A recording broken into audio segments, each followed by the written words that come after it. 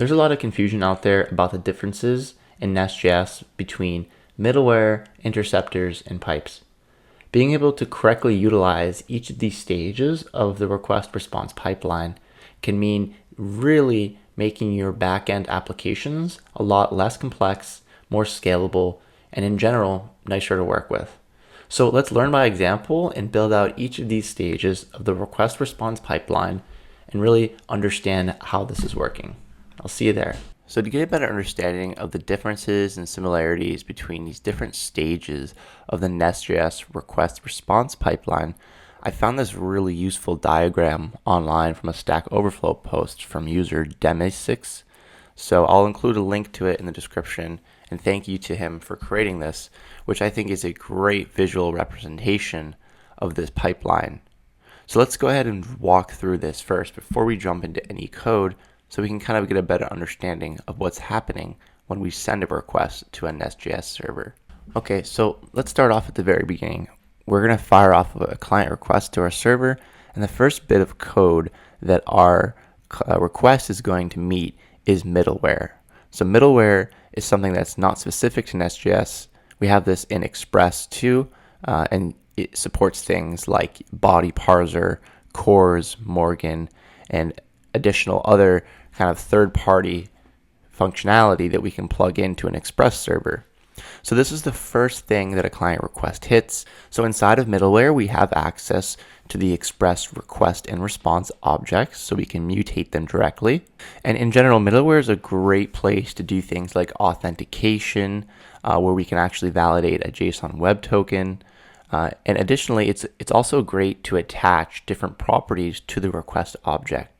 So say, for example, we have a request coming into the system and we want to add a user ID to the request object so it's available later on in our application. Middleware is a great place to do that. So next in the request pipeline here, we have guards, and guards are pretty simple. They essentially just conform to this can activate interface, and essentially it just tells us if we can continue on to the route handler based on some sort of authorization. Okay, and now we move on to interceptors. And in my opinion, interceptors are the most powerful form of the request response pipeline. And that's because we have direct access to the request before it actually hits the route handler here. But we also can mutate the response after it has gone through the route handler here. And the way we do this is because in the interceptor, we can actually call next.handle and then pipe RxJS operators on the response. So we can do things like mutating the response into a form that we prefer. We can do things like logging how long the request took before and after the route handler. We can do some global error handling. There's really an endless amount of possibilities because we have access to the request before and the response after the route handler. So in between this interceptor here, before the route handler, this is where pipes come into play. And pipes are pretty straightforward. They essentially just take in the request object from the route handler, and it allows us to transform input data. So we can essentially completely transform data that's going to the route handler into any form we'd like. And we can also validate it. So if it doesn't conform to a certain standard, like JSON schema validation, we can throw an error and prevent it from reaching the route handler. And Nest.js has a number of built-in pipes like parseInt to parse a string into an integer and so forth. And the last part of our request response pipeline is exception filters. And exception filters are essentially a catch block, you can think, around our whole request response pipeline, that if an HTTP exception or really any exception is thrown, we can essentially route that request to our exception filter and transform it into a standard error response. So this is a broad summary of this request response pipeline, and it should be noted we can directly inject any Nest.js injectable dependencies into any stage of this request response pipeline.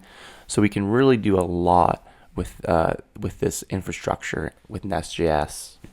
So let's go ahead and jump into some code and see some examples of each of these stages. Okay, so as always, I've opened up a new terminal here, and I'm going to generate a new Nest project by using the Nest CLI. We can run Nest new, And then I'll just use Nest.js request response as the project name. You can use whatever you'd like. And then for the package manager, feel free to choose whichever one. I'm going to use pnpm. Okay, so we can go ahead and cd into our project here. I'm going to run pnpm run start dev to start up our development server, and it'll watch for changes here. And with our server up and running, we should be getting our standard localhost 3000 get request. Fire this off, we get our hello world back from our server here in Postman. So I'm going to go ahead and open up VS Code in this directory here, and let's go ahead and dig into this request response pipeline with some examples. Okay, so we're going to start off with middleware. That's the first place that our request will be routed to, middleware. So let's start off with creating a new folder for middleware in our project here. And like I said, authentication and attaching shared data to a request object is really a great use case for middleware. So let's go ahead and create some sample authentication middleware here. And so we'll have an injectable class because, as I said before, all of these classes that we're going to create can all be injectable and make use of the Nest.js DI system. So we're going to export a class called authentication middleware here, which importantly will implement the Nest middleware interface. And from here, we should get code completion to implement this use method here. And the use method here, we can actually change these types here. So we know the request object is going to be coming from express as well as the response object here. And in the next function, we can actually provide it the next function from express. So let's go ahead and also just add on the request and response here. So in this middleware, we have the request, the response, and the next function. So we won't actually implement authentication here, but I'll leave a comment to say here, this is where we would normally authenticate the request. And let's say we get back the user ID, right, from our authentication service after we authenticate this request with a JSON web token on it. Now what I want to do is I want to make this user ID here that we've obtained from our authentication, I want to make it readily available to the rest of our application so that we can get access to it easily. And we don't have to pull it off of the request object each time we want to use it. So what I'm going to do, I'm going to create a new service here called request.service.ts. And what this service is going to be is essentially a container for all of our request-based data that we want to share in our app. So what we can do is we can make this injectable, and we'll export a class called request service. Now in this request service, I want to actually store the user ID for my given request.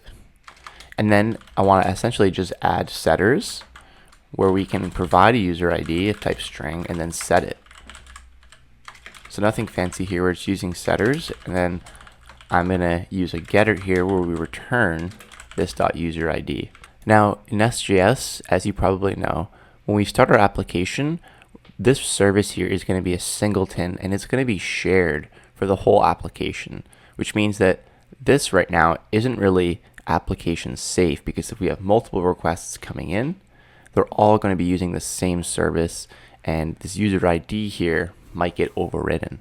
So to get around this, Nest.js offers us the ability to provide injection scopes, which means that we can actually say that we want to scope this service to the request, and that each request that comes into the system will get a new request service where we can set a unique user ID for that given request, essentially making our application thread safe or request safe. So we'll have to go back into our app module and provide this request service as we normally would. And now we can go into our authentication middleware. We can actually inject it. So we'll go ahead and inject the request service. And now we can call this .requestService.setUserID and pass in our user ID from our authentication. Now lastly, we're going to call next here to allow the request to continue. So really what we've done here is we provided some contextual data for the rest of our application. So now we can easily inject this request service elsewhere in our app and actually get this user ID really easily. Now one last thing I want to do here is I actually want to create a logger.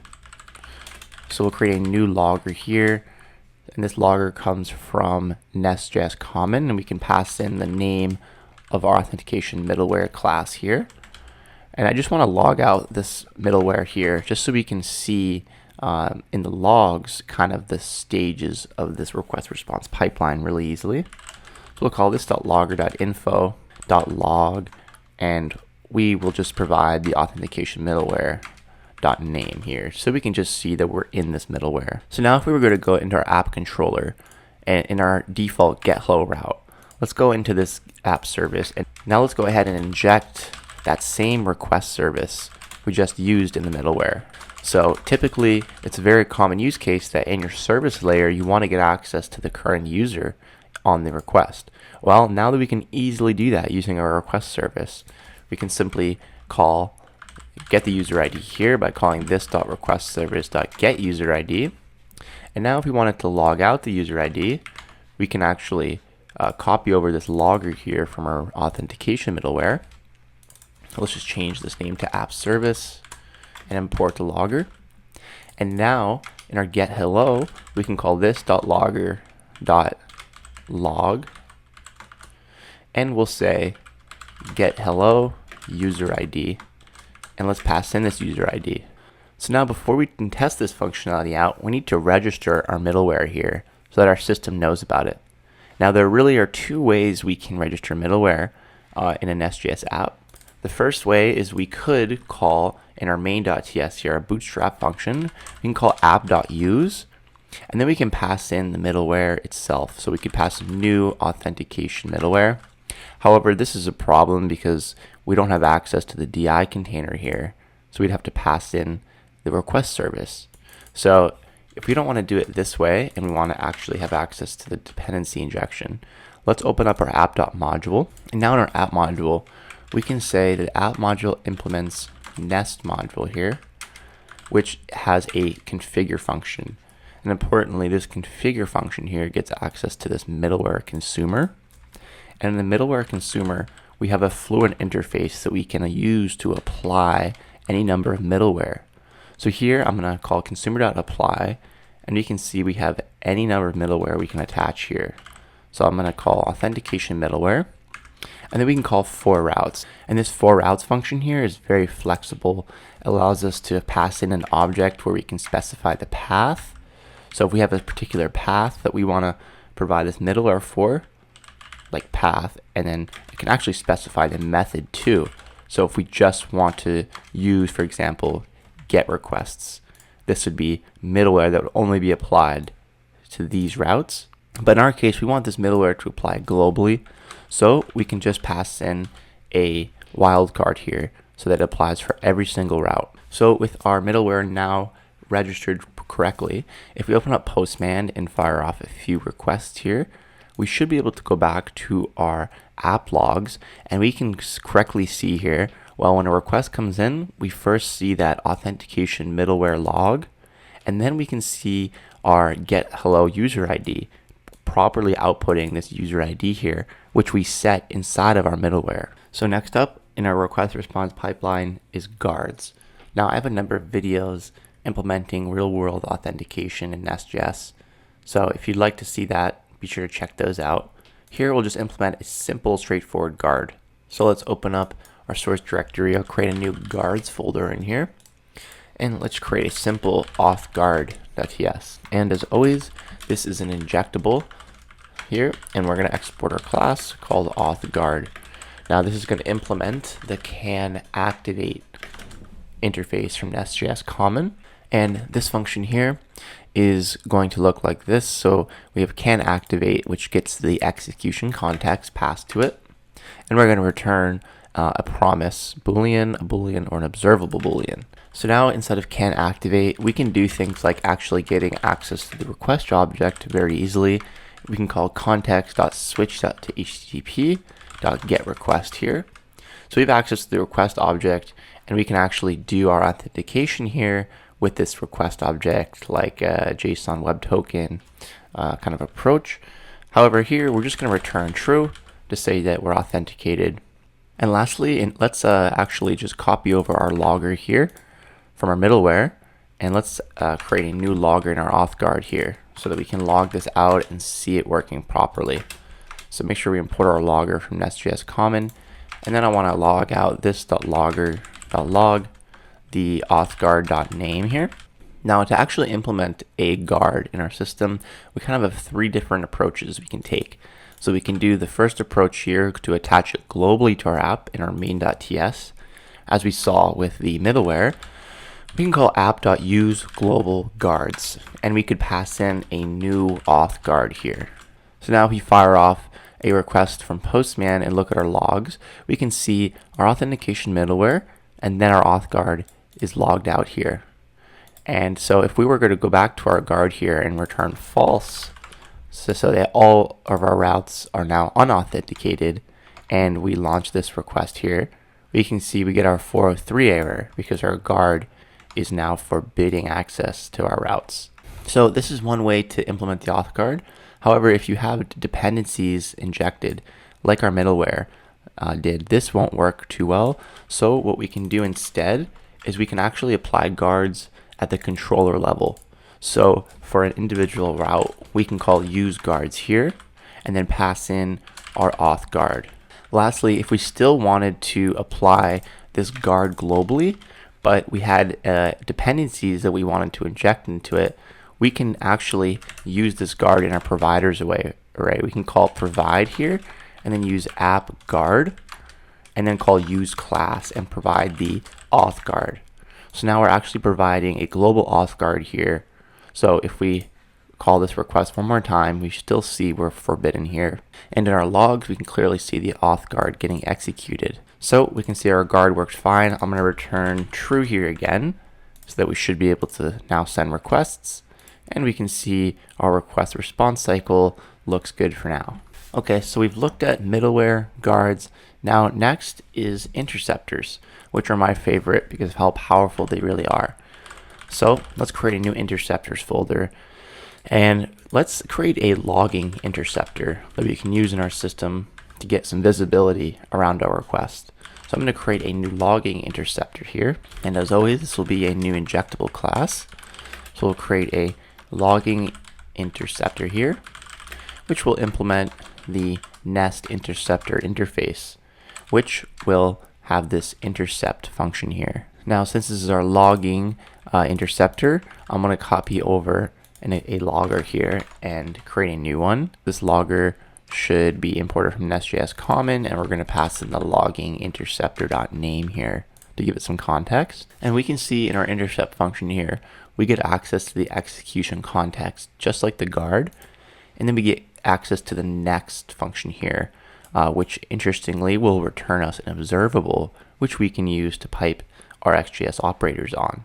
So what I want to do in this interceptor is I want to log some information about our current request. So firstly, let's get access to the request. As we've seen before, we can do this easily with the execution context by calling switch to http.getRequest. Now let's get some information off of the request. First, let's grab the user agent. So I'm going to create a user agent const here. We can call request.get user agent, and we'll provide a default value of an empty string. Next, I want to pull the IP address, the route method, and the URL here off of the request object. Now we have all this information. I want to call this .logger.log, and I want to pass in the method, the URL, the user agent, the IP address here, and I'm going to put a colon. And now I want to actually give some information about the function we're calling. So I'm going to call context.getClass, which is the type of the controller class that this current handler belongs to. So we can actually see where in our code we're calling when this request comes in. So I'll pass in the name here of the class, and we can go even further and provide the context.getHandler, so the actual function that's getting called. We'll pass in the name here as well. So after all of that, I'll just provide a message here saying this has been invoked. Now, what I want to do is I actually want to log out the user ID for this current request so we can see who's calling our API. Now, if you remember, we have access to this in our request service. And since the middleware runs first before the interceptor, we actually have our user ID set properly. So we can easily inject the request service here. We'll inject the request service. And now we can do this.logger.debug. So write a debug message now and say user ID is equal to this.requestService.getUserID. So now for each request, we can see who's actually calling our system. And so now let's actually implement some functionality to see how long our request took. So I'm going to create a new date string here, or date number, so we can see before the request is executed. And then we're going to call next.handle, which essentially will execute our route handler. And then we can pipe our Nest.js operators onto this. So we're going to pipe tap onto it. Tap is just a side effect operator, which will allow us to actually get access to the response of the route handler. So whatever gets returned from the route handler will be outputted here in the response. And now we can do things like actually getting the HTTP response object. So let's do that by calling context.switch.http and getting the response. So the same way we got the request, we'll do it to get the response. And now remember, this is after the route handler is called that this tap operator will be executed. So we can now pull off the status code off of the response because it's been executed already and we have access to it. Let's also see if we can get access to the content length if it's applicable. So we'll call response.get content length, and then we'll finally log out a message here. So we'll say the method, just so we get some context again, we'll method URL, and now we can specify the status code of this call to see if it succeeded or not. Pass in the content length, and then we'll pass in the user agent again and the IP, so we can map this call. And then what we're going to do to see how long the request took, we'll call date.now minus the original now we created up here. And this will tell us how long the request actually took in milliseconds. So we'll provide ms at the end there. And if we wanted to go even further here to actually debug what got returned from our route handler here, we can call this logger.debug and specify the response object here and pass that in. So now we can actually see what gets returned from our API for each call. So to register this interceptor, our options are essentially the same exact approach as the guard. We can call use global interceptor here in our main.ts and pass in the new logging interceptor. But remember, this is outside of the DI container, so we can't inject dependencies automatically here. We'd have to do that ourselves. So to get around that, we can provide this interceptor at the controller level, like we did with the guard, by calling use interceptor here and then passing in the logging interceptor. So this would work perfectly fine if you wanted to use an interceptor on a route by route basis, and we can actually see this in action if we send this request off to our server. You can see our logs actually have a lot of good information in them now. So firstly, our middleware is called, then our guard, and then we can see our logging interceptor here. So we can see the method here, get, it's a root request here, and we can see the user agent. So we're using postman and our IP address. We can see the controller that's getting called, the route handler. Pretty cool stuff. And then in the interceptor, we can see the user ID that's currently calling this API. We can see the app service running. And then finally, in the response section of our interceptor, so after the handler gets called, after the app service here, we can see our response here and how long it took. So this took 1 millisecond, and then we can actually see the response that got returned from the route handler, which in this case was hello world. So really powerful insight into our system here. Now finally, if you wanted to apply this interceptor to every single route in the system, which we probably want to do with a logging interceptor, we can open our app module and do the same approach to the guard here. We can provide app interceptor, and then we can call use class logging interceptor. Now importantly, if we do this approach, we also need to provide the scope here and say that the request scope here for the interceptor, because in this interceptor we're injecting a request scoped dependency. So we also want the interceptor to be request scoped as well. So now if we fire off a few requests, we can again see our logging being outputted again. Okay, so the next we're going to look at pipes in the request response pipeline. So let's go ahead and create a new pipes folder. And if you remember, pipes actually just transform our incoming data into our system into any form that we'd like to work with, really. So it allows us a lot of flexibility in both transforming data and also validating incoming data. So what we're going to do is we're going to create a new pipe called freeze pipe.